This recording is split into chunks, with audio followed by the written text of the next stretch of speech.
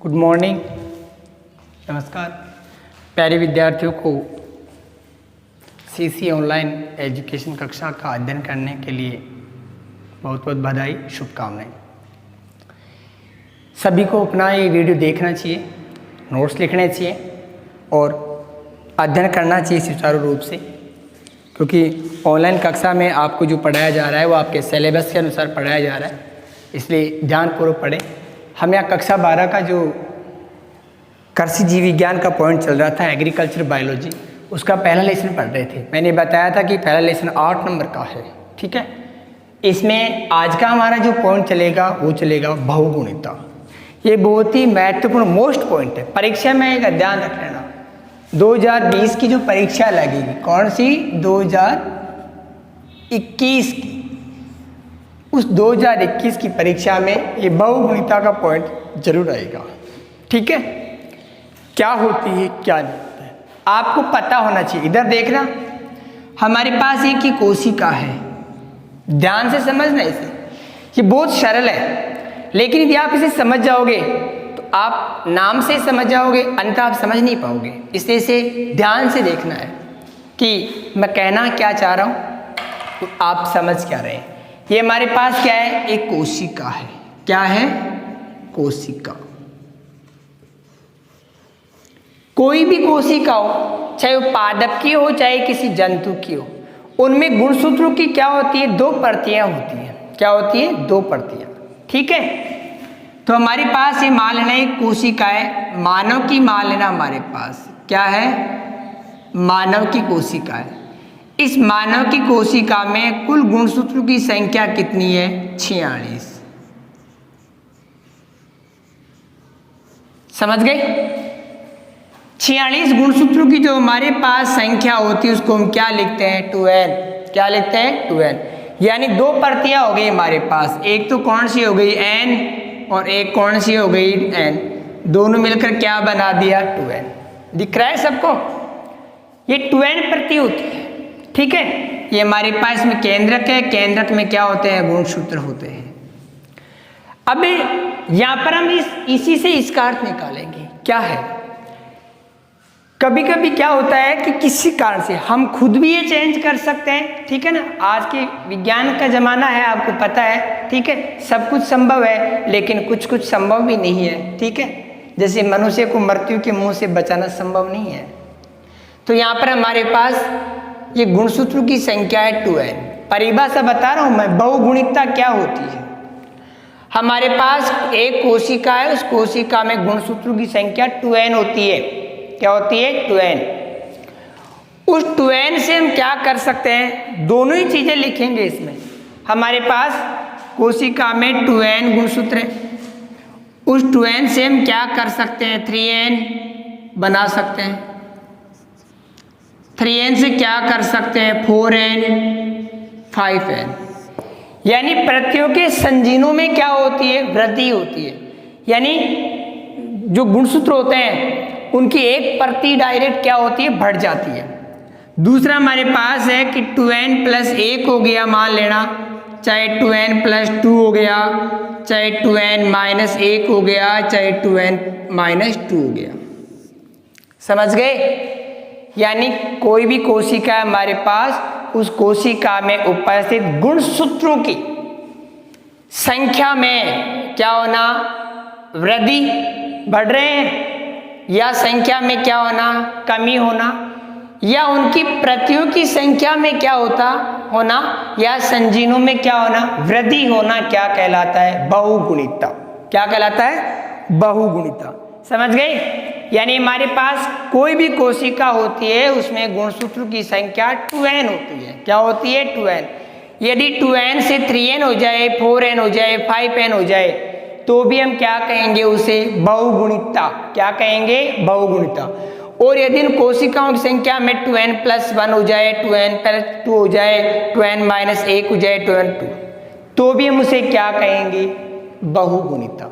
इसका दूसरा नाम है संख्यात्मक विपथन। क्या बोलते हैं इसे? संख्यात्मक विपथन भी कहा जाता है, ठीक है। तो परिभाषा लिख दूं, समझ गए होंगे, तो आप लिखो। सामान्यतः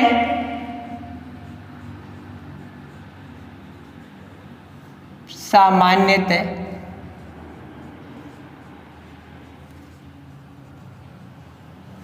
कोशिका में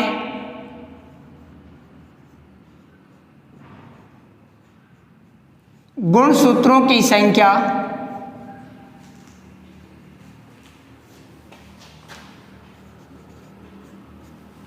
n होती है।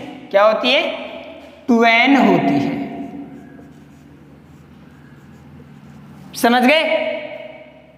यदि इस प्रतियां होती है, या हम लिख सकते हैं 2 प्रतियां होती हैं, और 2 प्रतियों को हम क्या बोलते हैं? 2n को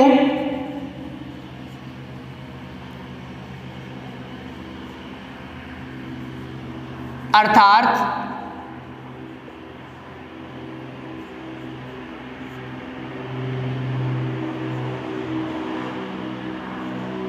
गुणसूत्रों की 2 प्रतियां होती हैं।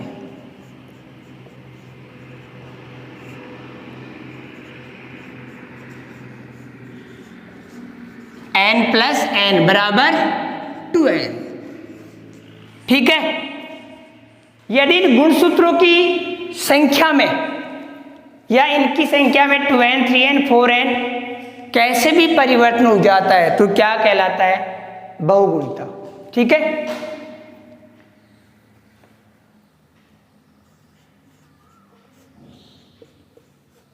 जब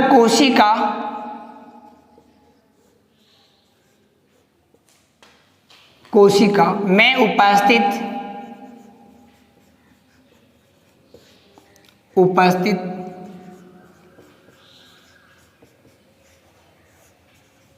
गुणसूत्रों की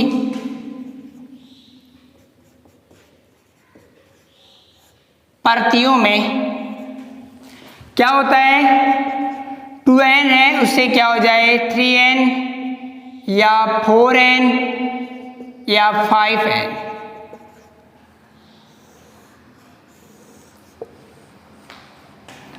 अथवा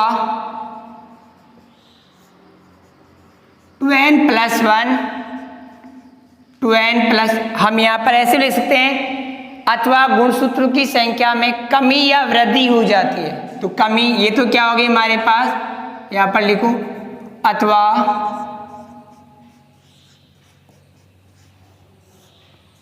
गुणसूत्रों की संख्या में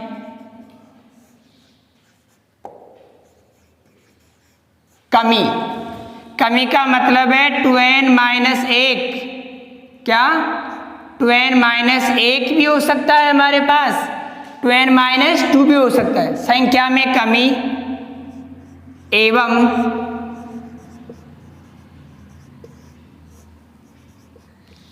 वृद्धि में हम क्या लिखेंगे? 2n+1 वृद्धि होती है या हो जाती है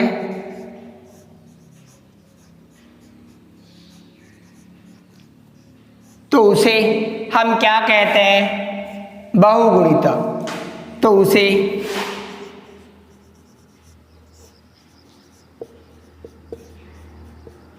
बहुगुणिता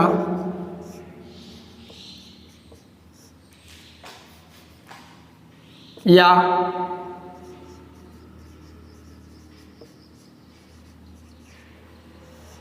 संख्यात्मक विपथन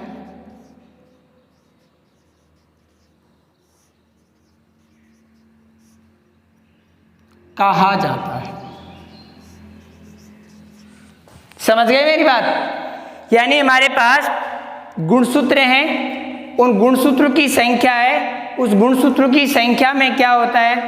या तो उनकी प्रतियों में क्या हो जाती है? वृद्धि हो जाती है, या प्रतियों में क्या हो जाती है?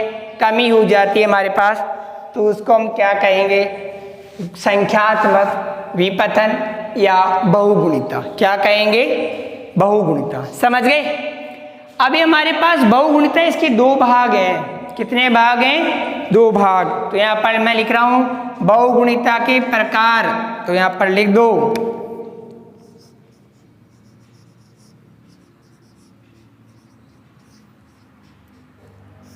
बहुगुणिता के प्रकार। आज गर्मी खूब ज्यादा है। बहुत ही भयंकर गर्मी है, शाम तक बरसात आने की संभावना है आज। तो प्रकार में हम पहला प्रकार पढ़ेंगे, 2 प्रकार हैं यहाँ पर। पहला प्रकार हमारे पास है असुगुणिता। क्या है? असुगुणिता।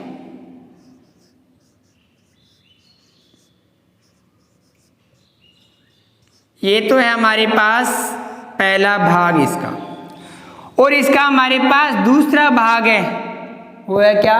ये असुगुणिता, और वो क्या हो गया हमारे पास? सुगुणिता। ये 2 पॉइंट हो गए, ठीक है। अब यहाँ पर हम एक पॉइंट पढ़ेंगे, लेकिन मैं यहाँ पर एक बार दोनों के लिए बता दूं तुम्हें क्या है। बहुत ईजी है। इस परिभाषा में 2 चीज पढ़ी हमने। एक तो क्या पढ़ी? 2n + 3n + 4n + 5n। समझ गए? एक पढ़ा हमने क्या? 2n + 1, 2n + 2, 2n - 1, 2n - 2। तो इधर देखना हमारे पास, यदि हमारे पास गुणसूत्रों की संख्या है, उसमें क्या हो जाएगा? 2n + 1 हो गया, 2n + 2 हो गया, 2n - 1 हो गया, 2n - 2 हो गया।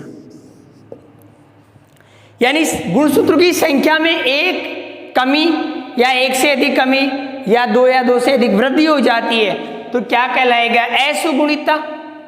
और यदि हमारे पास 2n + 3n + 4n ऐसे चलेगा तो वो क्या रहेगा हमारे पास? सुगुणिता। क्या रहेगा? सुगुणिता। तो अब हमारे पास हम आज एक ही पॉइंट पढ़ेंगे, कौन सा? असुगुणिता। तो यहां पर लिख दो असुगुणिता। असुगुणिता। इसमें क्या लिखोगे कि जब किसी जीव की या पादप की कोशिका में क्या होता है? कोशिका में उपस्थित 2n गुणसूत्रों की संख्या होती है। क्या होती है? 2n गुणसूत्रों की संख्या। उन गुणसूत्रों की संख्या में कमी या वृद्धि हो जाती है। क्या हो जाती है? कमी या वृद्धि हो जाती है। तो क्या कहलाता है? ये असुगुणिता। ठीक है, लिख दो।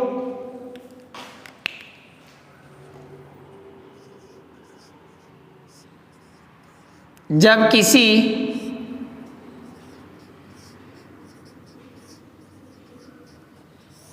कोशिका में उपस्थित, रटना नहीं है, समझना है, कोशिका में उपस्थित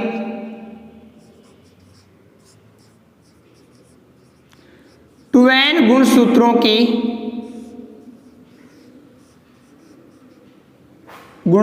की संख्या में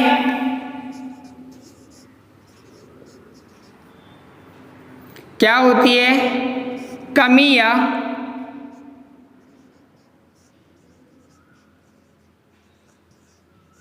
वृद्धि हो जाती है। कमी या वृद्धि हो जाती है तो उसे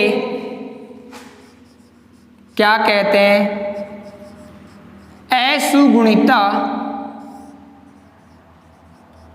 कहा जाता है। समझ गए होंगे? यानी हमारे पास एक कोशिका है, उस कोशिका में गुणसूत्रों की संख्या 2n है। उस गुणसूत्रों की संख्या 2n है, उसमें हमारे पास या तो गुणसूत्रों की संख्या में कमी हो गई या गुणसूत्रों की संख्या में क्या हो गई? वृद्धि हो गई। तो उसे हम क्या कहेंगे? असुगुणिता। जैसे यहां पर लिख दूं मैं, जैसे हमारे पास 2n है, क्या है? 2n, तो इसमें +1 हो गया तो ये भी क्या कहलाएगा? असुगुणिता।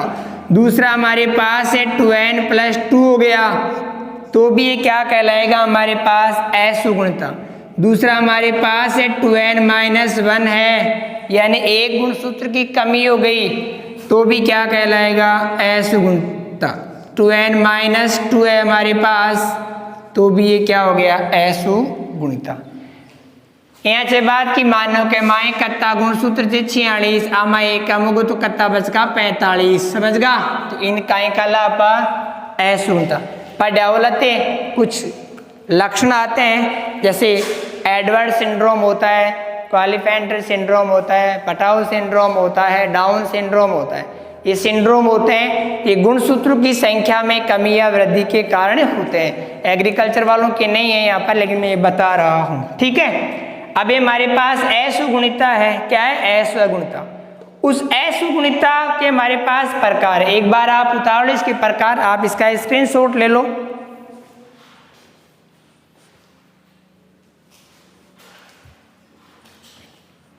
असुगुणिता है, इसके प्रकार है हमारे पास, तो मैं इसको मिटा रहा हूं अब, ठीक है।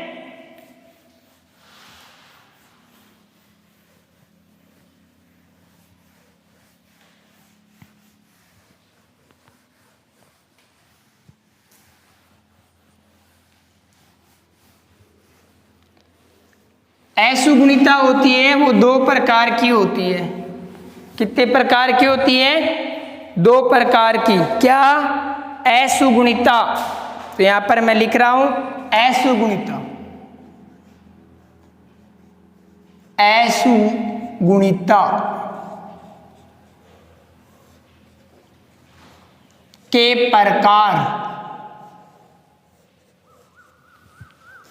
अभी असुगुणिता में हमने क्या पढ़ा था? एक तो हमारे पास आई थी क्या कि 2n है हमारे पास +1 हो गया, 2n +2 हो गया, या 2n -1 हो गया, या 2n -2 हो गया। इनमें कोई सी भी हम संख्या पढ़ेंगे वो क्या कहलाएगी? असुगुणिता। अब असुगुणिता के दो भाग हैं। कितने भाग हैं? दो भाग। एक तो होता है अधोगुणिता और एक होता है अधिगुणिता। तो मैं एक बार यहाँ पर इसके भाग बना दूं, यहाँ पर लिख रहा हूं मैं। चार्ट से समझा देता हूं आपको मैं, चार्ट से बताते हैं। यहाँ पर हमारे पास इसके दो भाग हैं। असुगुणिता के कितने भाग हैं? दो भाग।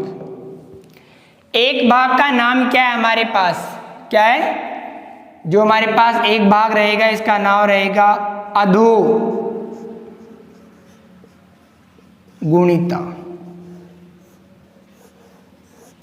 समझ गए?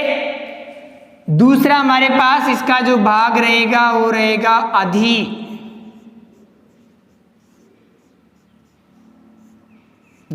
समझ गए? हमारे पास संधि विच्छेद करो बेटा। अधो का मतलब क्या होता है? कम होना। क्या होता है? कम होना। और अधिक का मतलब क्या होता है? ज्यादा होना। तो हमारे पास इस कोशिका में ये हमारे पास 2n कोशिका है। क्या है? 2n कोशिका। इसमें देखो हमने दोनों चीज लिखी थी, कमी होना या वृद्धि होना, ठीक है। दोनों को मिलाकर हम क्या कहते हैं? असुगुणिता। फिर ये कह रहा है कि अधोगुणिता और अधिगुणिता। तो हमारे पास इधर भी मैं संख्या लिख देता हूं, कोशिका में कितनी है? 2n है। अब इसमें क्या आएगा कि जब गुणसूत्रों की संख्या होती है उस संख्या में कमी हो जाती है। क्या हो जाती है? कमी हो जाती है। एक या एक से अधिक गुणसूत्रों की कमी हो जाती है तो उसे हम क्या कहते हैं? अधोगुणिता। तो लिख दो इसमें, जब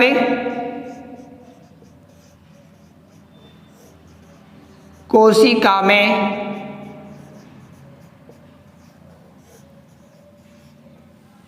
गुणसूत्रों की संख्या में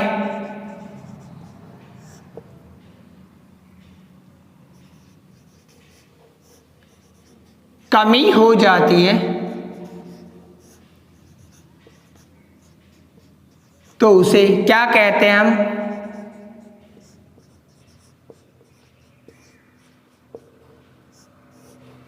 अधोगुणिता कहा जाता है। कैसे कहा जाएगा ये भी देख लो, इधर उदाहरण देख के बता रहा हूं। यहां पर इसमें क्या हो जाएगा? जैसे में देखना हमारे पास 2n - 1 हो सकती है, दूसरा है 2n - 2 हो सकती है, तो इसमें क्या हो रहा है, देखो कमी हो रही है, वृद्धि नहीं हो रही है। तो अधो का मतलब यहाँ पर क्या हो गया, गुणसूत्रों की संख्या में क्या हो गई, हमारे पास कमी हो गई। और अधि में क्या लिखोगे, ठीक इसका उल्टा लिख दो। तो यहाँ लिख दो, ये लो, इसके यहाँ मैं भाग बना देता हूँ तो आप उलझ जाओगे इससे। जब कोशिका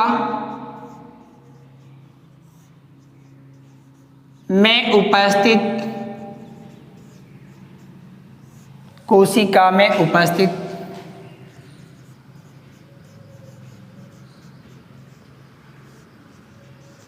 गुणसूत्रों की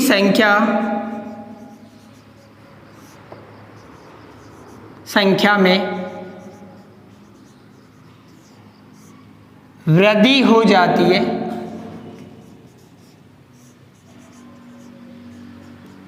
तो उसे क्या कहेंगे, अधि का मतलब तो बढ़ना, अधिक, तो उसे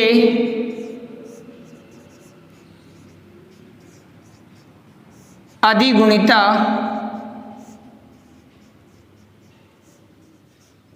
कहा जाता है। उदाहरण लिखोगे, क्या लिखोगे इसमें, हमारे पास इधर देखना 2n है, इसमें एक वृद्धि कर दो तो ये क्या हो गया, अधो। 2n + 2 कर दो, ये भी क्या हो गया, अधो। तो समझ गए होंगे यहाँ पर गुणसूत्र की संख्या में क्या हो जाती है, वृद्धि होना। ठीक है, अब इधर देखो हमारे पास ये अधोगुणिता है, दिख रहा है सबको। इस अधोगुणिता के दो भाग हैं, कितने भाग हैं इसके, 2 भाग। और इधर हमारे पास अधिगुणिता है, इस अधिगुणिता के भी कितने भाग हैं, 2 भाग हैं। कितने भाग हैं, 2। ठीक है, अधोगुणिता का मतलब देखो, अब इसको अलग अलग करना है, ध्यान से देखना है। इधर पहले दोनों साथ थे, फिर अलग कर दिया, अब इसको भी दोनों को अलग करना है। तो जब कोशिका में क्या होता है, गुणसूत्र की संख्या में एक कमी होती है, केवल कितनी कमी, एक कमी, तो उसे हम क्या कहते हैं, एक न्यून सूत्रता। क्या कहते हैं, एक न्यून सूत्रता। तो यहां पर इसका नाम लिख दो, एक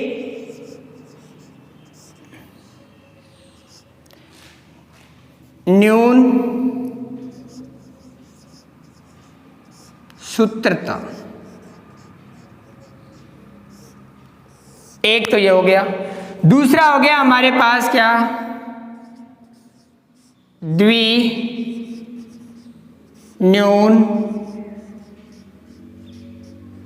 सूत्रता। समझ गए होंगे, जब कोशिका में एक गुणसूत्र की कमी हो तो क्या, एक न्यून सूत्रता, और जब कोशिका में 2 गुणसूत्रों की कमी हो तो क्या कहलाएगा, द्विन्यून सूत्रता। तो लिख दो, जब कोशिका में गुणसूत्रों की एक कमी हो जाती है, कोशिका में एक गुणसूत्र, ऐसे लिखना, कोशिका में एक गुणसूत्र, एक गुणसूत्र की कमी हो जाती है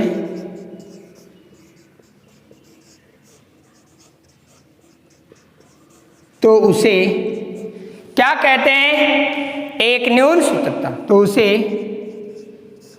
एक न्यून सूत्रता कहा जाता है। इसका उदाहरण क्या लिखेंगे, मैं आपको पता है, यहां पर ये लो लिख दो, एक गुणसूत्र तो 2n - 1, ये किस में आ गया, एक न्यून सूत्रता। इधर लिखने क्या हो सकता है तो बता दो, नहीं मैं लिख देता हूं, 2 गुणसूत्रों की संख्या, तो लिख दो, कोशिका में, अब समझ गए होंगे, 2 गुणसूत्रों की कमी होना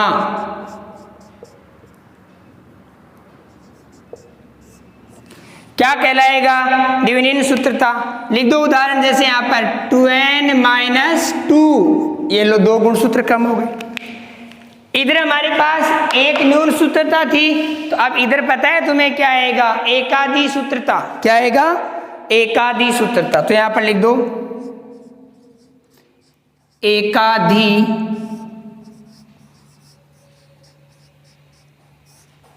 सूत्रता। और यहां पर आएगा क्या?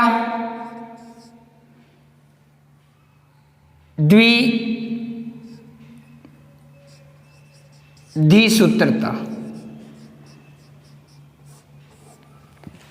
समझ गए? एक हमारे पास क्या है? एकादि सूत्रता, दूसरा हमारे पास द्विअधि। इसको आप ऐसे लिखना, द्विअधि सूत्रता। दोनों कार समझ गए होंगे। कोशिका में क्या होता है? यहां पर देखो, कोशिका है हमारे पास। कोशिका में एक गुणसूत्र की क्या होती है? वृद्धि। एक गुणसूत्र की वृद्धि होना क्या कहलाएगा? एकादि सूत्रता। उदाहरण लिख दो इसका, जैसे 2n+1, ये लो। ठीक है, यानी 1 बढ़ गया। इधर लिखोगे आप, कोशिका में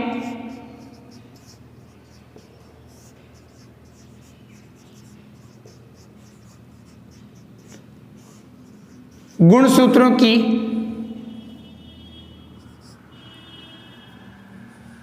कोशिका में 2 गुणसूत्र करना। कोशिका में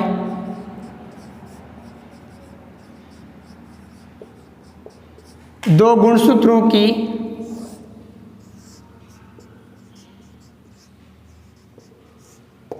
संख्या में वृद्धि होना क्या कहलाएगा? द्विअधि सूत्रता। उदाहरण लिख दो, 2n+2, ये लो। अब यहां पर इधर देखो, बहुगुणिता का मतलब क्या हुआ? सीधी सी बात है, संख्या में कमी या वृद्धि होना, या गुणसूत्रों की प्रतियां ही बढ़ना। ठीक है। दूसरी बात है हमारे पास, इसके भाग बनाए हमने क्या? असुगुणिता और सुगुणिता। सुगुणिता को तो हम छोड़ दो, यहाँ पर इसमें प्रतियां बढ़ती हैं, 2n, 4n, 5n होती है। इसमें यहाँ पर क्या होता है? गुणसूत्रों की संख्या में कमी भी हो सकती है, वृद्धि भी हो सकती है। यदि कमी होती है तो क्या कहते हैं? अधोगुणिता, और यदि वृद्धि होती है तो क्या कहते हैं? अधिगुणिता। ठीक है। यदि एक गुणसूत्र की कमी होती है तो क्या कहलाता है? एका न्यून सूत्रता, 2n-1। दूसरा हमारे पास है द्विनीन सूत्रता, यानी कोशिका में 2 गुणसूत्रों की क्या होगी? कमी। तो क्या हो गया? 2n-2। ठीक है।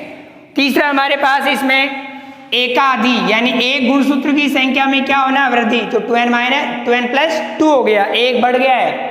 और इधर दूसरा हमारे पास द्विअधि सूत्रता, तो कोशिका में 2 गुणसूत्र की संख्या में क्या होती है? वृद्धि होना। क्या कहलाएगा? एकादि। तो नाम क्या हो गया इसका? 2n+2। समझ में नहीं है कमेंट बॉक्स में बता सकते हो। चैनल को लाइक ऐसे जरूर करना, नोट्स जरूर उतारना। जय हिंद।